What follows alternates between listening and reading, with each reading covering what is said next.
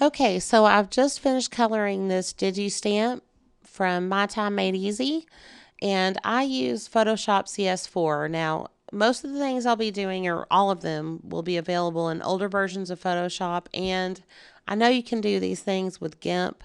I'm not sure about Corel Paint, and there's a million programs out there, so if I get a lot of requests, I'll be happy to do another tutorial in a different program. But for now, I'm going to show you Photoshop.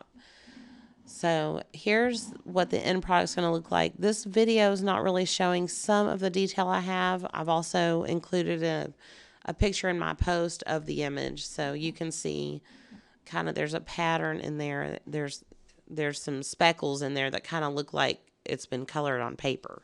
That's the effect I was going for anyway. So I'm going to show you how to put the shading in, make it colored, and add that speckled pattern in there.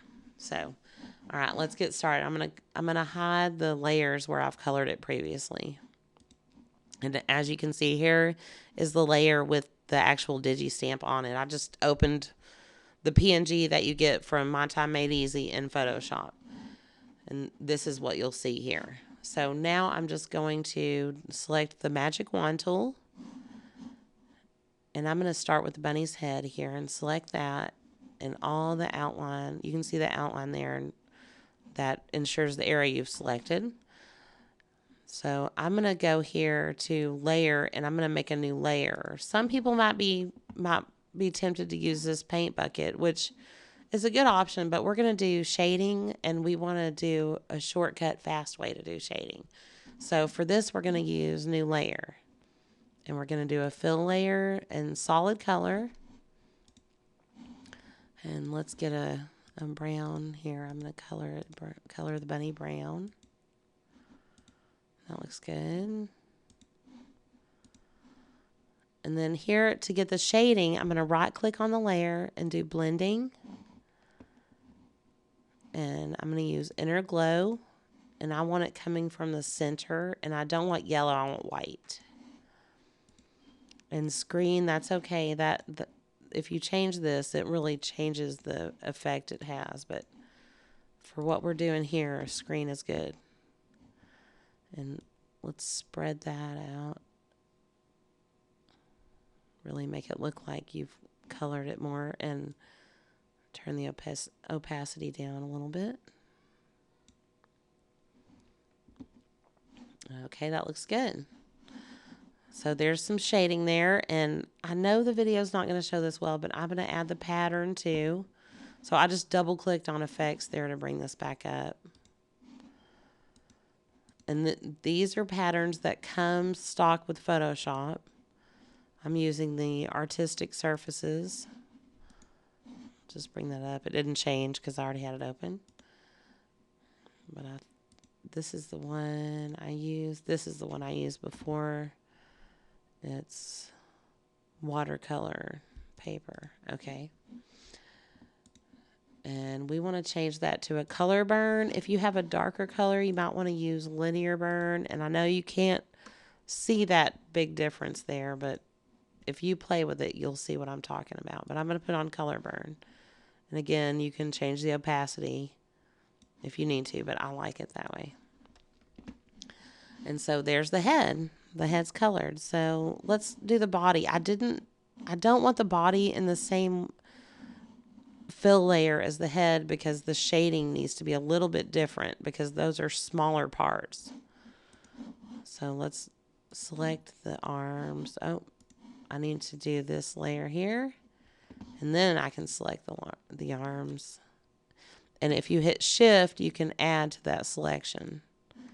And then I'm hitting Control plus to zoom.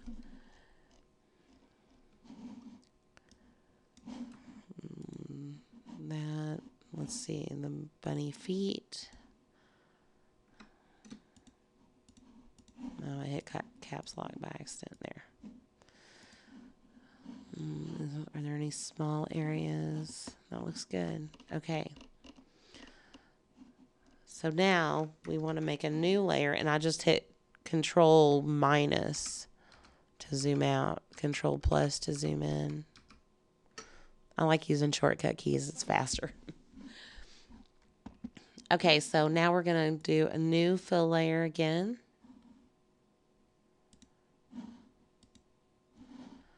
We want that same brown color, so actually we need to turn off these layer effects, and then we'll get the same brown color. There won't be any variation.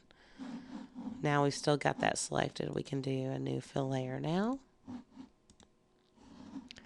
And then you can't really see it because the video capture program I'm using makes the mouse and arrow all the time. But this is the little eyedropper tool that lets you select a color from the artwork you're using. So if you just double click on that layer, this is the easy color change thing I was talking about. You can make it any color you want, just double clicking on that. But I don't want to do that. I want to make these the same color. So there we go. Turn those effects back on for the shading. I'm going to right click and copy. And then I'm going to right click and paste so I get the same layer effects. But we need the shading to be a little bit more precise on those smaller parts. So we'll adjust the inner glow. I'm just making that smaller. And you can adjust the opacity again, but I like that. I like it bright like that. It's nice. All right, so that's pretty much how I did the whole thing. I just did different colors.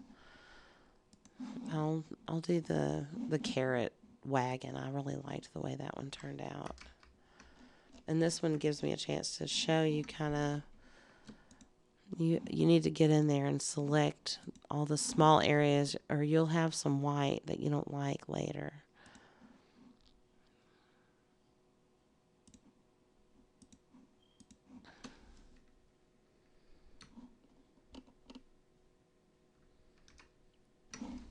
Okay, that looks good. And then we'll do a new fill layer. I think I did that red before. A little darker. We'll do that. That looks good. Okay, now I'm lazy, so I'm going to copy and paste. I'm just copying that layer style, which gives me the blending options we turned on. And I'm going to paste. And again, we need to adjust it just a little bit. We'll increase the opacity, change the size a little bit. Let's turn that down a bit. That looks good. Okay, so you get the general idea. So there's one other thing that's a little different. And that's how I colored every bit of that. I just used different layers. And as you can see, there's a lot of layers that end up with that, but you don't even realize you're doing it when you're creating it. It's easy. Just turn that off. I want to show you how I made the cheeks. Now that one was a little bit different. See, there's some blending going on there. So I'll show you how to do that. You just make a new, we're just going to make a new regular layer. It's just a flat layer. You can paint on that. We're going to use the paintbrush. I'm going to change the color to a pink. And I used, from just the regular brushes, just the typical basic brushes, I think is what it is. Yeah, the basic brushes. And I used this, it's called Soft Mechanical. And I use 100. They're going to be, oh, I didn't mean to click that. I just meant to click off there. Okay. I'm going to zoom it out a little. You just paint it there. Just click once, and there's the cheeks. It was so easy. Again, the brush, I need to make a new layer. Just a new layer. And then you select the brush. And I selected the Soft Mechanical 100. And then I painted right on top of that after I selected my color, and that was it. So that's it. I really hope this helps, and if you have any requests, let me know. Have a great day. Bye.